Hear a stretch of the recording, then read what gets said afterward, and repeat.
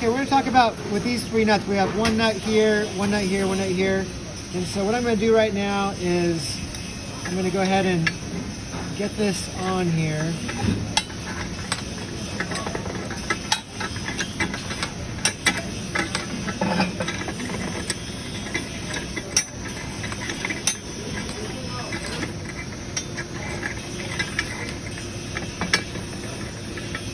Okay, so if you look at this part right here, you want this to stick out a bit so that when you put a MIG gun on here, or a stick electrode, whatever, you can get right there. So you're basically going to go weld this, you're going to go on, off,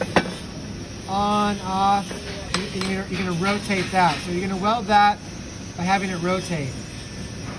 Now this nut right here, it's really important that this nut be tight. You want this nut not to be tight against here. You want to back it off. So it's tight now.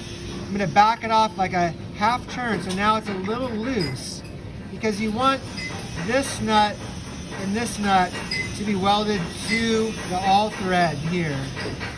You do not want to weld this nut to here. So for here, same thing. I'm going to use a MIG gun. I'm going to go on, off, on, off, on, off.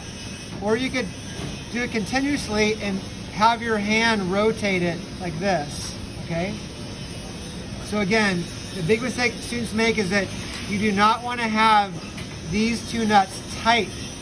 You want to have it be tight, but then back it off like a half turn.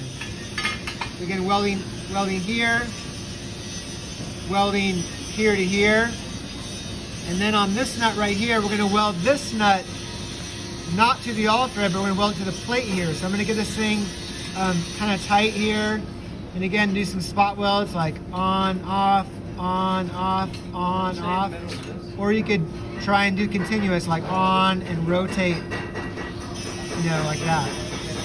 Let me know if you have any questions.